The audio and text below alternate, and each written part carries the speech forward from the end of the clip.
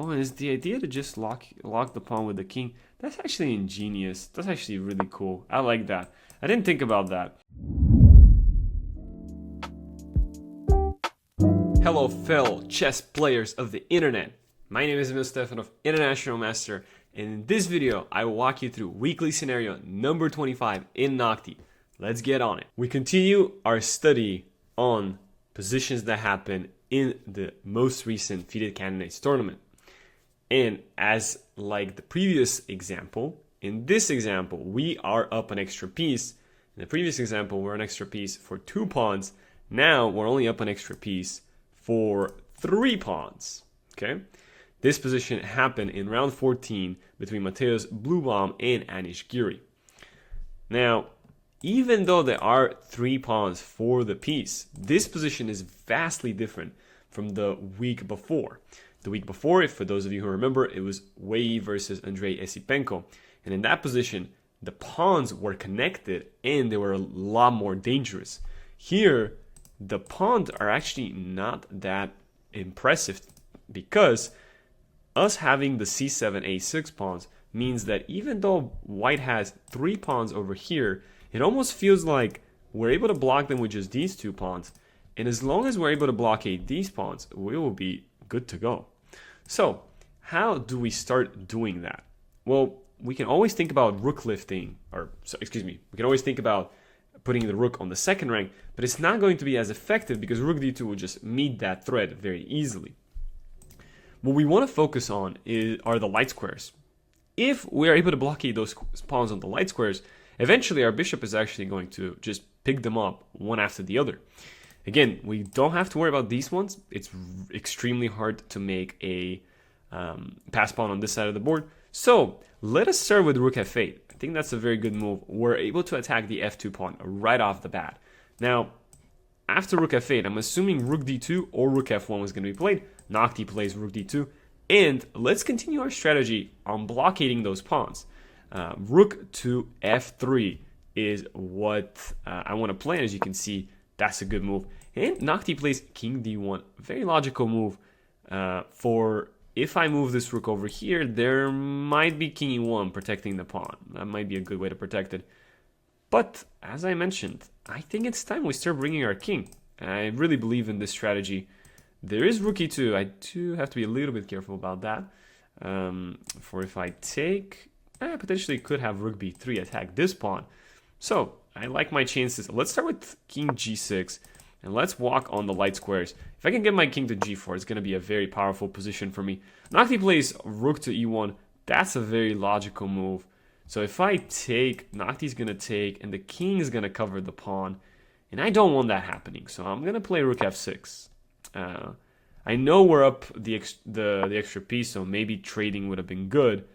But I think maintaining the rooks is going to be better. Noctie does blockade, so everything so far is good. But this is exactly what I want. This is my king walk. This is my Nigel Short king walk, okay?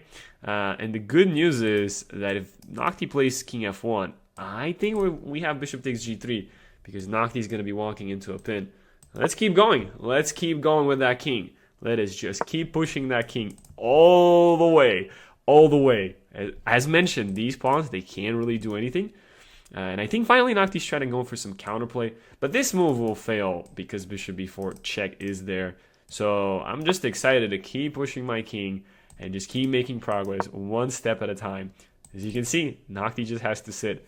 These are my favorite types of position to play where the opponent just doesn't have anything. No counterplay, no nothing. Now, it's a different question of what am I doing with my king here? Am I just bringing it all the way over there and then I have 0 follow-up? Probably. So now is probably the time where we actually think, how do we proceed in the position? We had our fun, but let's actually think now. So king g2 and king g1 is a viable option. The threat afterwards will in fact be bishop takes g3 because after fg there's going to be rook f1 checkmate. So first let's go ahead and play h5. Let's as I mentioned, let's lock in these pawns on light squares. Okay, might have been a little bit of a careless move, but I think we're okay. we will play rook f5. We will hold down onto the pawn. So let's just keep going with our plan. Just keep going. King g2. Ah, okay. Noctie's playing really good. Yeah. There's g4 idea. Okay. So let's think a little bit about it. If we take and then g4, yeah, that makes a lot of sense. But then we have rook e6 check. Then the king has to go there. And then we can take with check. Okay, we did a lot of progress. I will say that we did a surprisingly a lot of progress. But now we got to be just a little bit careful. We could take on f2 and we'd just be winning. I'm assuming we are, though. That's what I'm saying. I'm assuming we are. I'm not entirely sure, but it just feels like we should be. The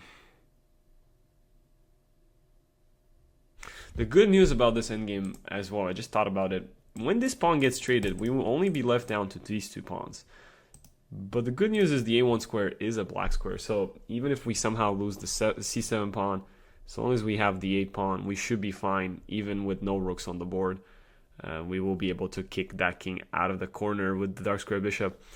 This is the moment where we really should spend some time figuring out what we need to do. Noctie has done all that you could do as a defender, and now Noctie's choosing active play as Noctie probably should. I don't know, it feels natural just to take g4. It just feels natural to take one more time, and it feels natural to play bishop g3. And all of that just felt really natural to me. So we're self-pinning, but it doesn't really do anything. We'll always unpin. So what happened is we ended up winning one of the pawns. Now we can start winning the other pawns. Whoa. This was a bad move by Noctie. let's hold on. I really thought Noctie was going to play king d1, but this was just an easy discover check. There we go. Now we win the rook, and the rest of the game is going to be pretty easy. Oh, Noctie didn't even take my bishop. Okay, love it. Let's just take the rook. Let's sign the score sheet, and let's move on with the next game, yeah, shall we?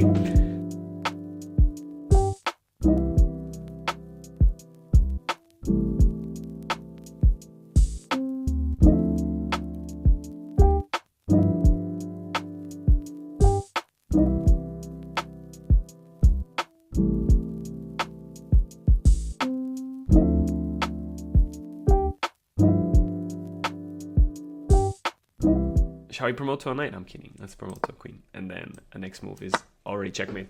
Let's go back in the starting position and revisit that game again. Alrighty, as in the first game, we will play our move, rook f8. And after that, after rook d2, defending the pawn, we will play our other move, which was rook f3. Very good move, because with this move, we're blockading the pawns, and the rook is, in fact, also really active. So, king c2. Unlike the previous game, Noctie played king d1. So here, because there's no king d1, king e1, I actually feel very happy playing rook f6. Because now I'm putting pressure on the f2 pawn, and there's no king e1. Although even in the previous example, the rook on h1 would have still been very passive, so it was okay. Rook h2, very nice. Okay, so ingenious way of defending the pawn. I guess if rook f1, the pressure of the pin would have allowed us to play bishop g3. Not right away, because counter pin would have been devastating, but we would play king f7 and bishop g3 afterwards. So here, let's just bring our king again. As in the previous example, not this way. We won't be able to go through h3. Let's go this way. I think if we just get it to d5, it stands really active. So let's go king f7. I guess there's this move, which... Okay, Noctie didn't choose it. Plays rook g2. I wasn't exactly sure what I was going to do here. I guess rook e6, trade, and just walk in my king. That probably would have been the plan.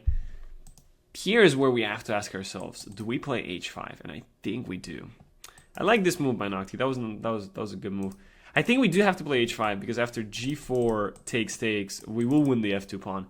Similar to the previous game, we will have won one of the pawns, and then... just make slow incremental progress. Alternatively, we could just, again, bring the king to d5 and just let it figure out from there. That also seems good. I'm not going to lie. That also seems good. I kind of like getting the king as active as possible. Although I'm assuming h5 was also good enough. Yeah, I'm assuming this was not going to be a big deal because we just win the pawn. My point is, I will just block the pawn. Oh, Noctie will be taking with the rook. See, I thought Noctie's taking after HG, but I think Noctie's going to take with the rook. But wait, that shouldn't scare me at all. I should still play king d5. And after g5, hg check, I just have king c4. Okay, I'm walking a little bit on eggshells there, but it should be fine.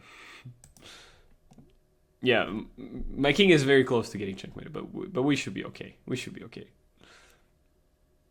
Yeah, actually, it's probably not the best. Now that the more I think about it, the more I'm like, yeah, because I thought I could take, but b3 will be actually checkmate. So yeah, maybe we should go back. Let's go back. Let's go back. Let me see the show ideas button. I'm assuming h5 is gonna be the move and king e6. Oh, a5. Noctie doesn't even suggest h5. Yeah, maybe kind of like in the game, it thinks letting the pawn come here will just take it right off the bat. Oh, a5, a4 does seem like a nice idea. Yeah. That actually makes a lot of sense to just fully lock in on the queen side. Okay, then let's go back to my king e6 then. g4, maybe that's where we need to not play king d5. Let's play something else there. That's probably the difference. That's most likely the difference. Yeah, let's play this move, no? We're kind of blocking our own pieces though, and then I'm allowing rook d3. Yeah, let's go back. Let me trust myself. Let me go back to king d5. It should be fine. It should still be winning for us. Yeah, I don't like this. Let's go back king d5. Again, show ideas. Oh, rook g6, just forcing. And king f7 is going back. Wow, that would have not been on my radar. I just wanted to go as forward as possible, but I guess that doesn't end up doing anything in the long run. So yeah, okay, I guess that makes sense. I kind of like my king d5, but obviously Noctie's saying these moves are better than king d5. So yeah, maybe we could just play rook f4, g5. Oh, and is the idea to just lock the pawn with the king? That's actually ingenious. That's actually really cool. I like that. I didn't think about that. Let Noctie push the pawn, but because it's going to be on its own, it's actually going to be a really weak pawn, and then we're just going to block it with the king. That's actually a really good idea. It's instructive how Noctie wins this position, or how it wants to win this position after with the black piece. After rook g5, now there's the difference that we just win this pawn, and now we get to play king f7 and king g7. That's actually great. That's a good idea. I'll keep this in mind for other such games where I just allow the opponent to achieve their plan, and then I just come back to block it. I was so stuck in my idea of just, okay, let me improve my king, but yeah, I forgot there was rook g5, and that wasn't going to work out too well. So I like this a lot. This is a great plan, and we're just going to blockade and just win the pawn. As simple as that. And then from there, we're going to win the next one, and the next one, and then the next one. And so as you can see, Noctie plays rook d3. Yeah, there's not really much that Noctie could have done. So let's just go ahead and trade on f2 and then win the g5 pawn. Now, even when we win all of the kingside pawns, it's actually still kind of hard to win. It's not the easiest type of win. I'm mainly saying that because with these three pawns, we will have to slowly and surely, one by one, pick them off. But with this last move, yeah, Noctie kind of just gives me the d4 pawn, so it makes it way easier for me. But in this position on g6, Noctie just gives me rook g6 as the extra option. In this position, if let's say takes king c3, Noctie gives up this pawn, but tries to kind of like set up a sort of like a position where it just stays on these two squares. Obviously, at some moment, we will make sure our king is actually positioned on d5. All I'm saying is it would have taken longer, but okay, now it's gonna take. It's not gonna take much. By the way, the difficulty on this is bishop 4. On the previous game, the difficulty was queen 1. So that's why there was a little bit of a disparity there. So let's go ahead and give our check and bring our king forward.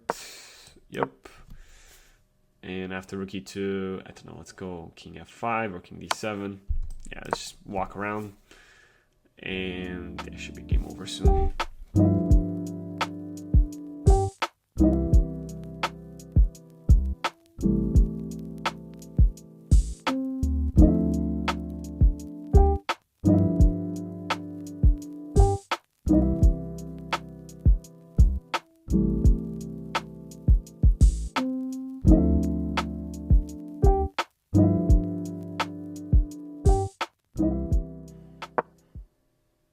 Alrighty, there you go.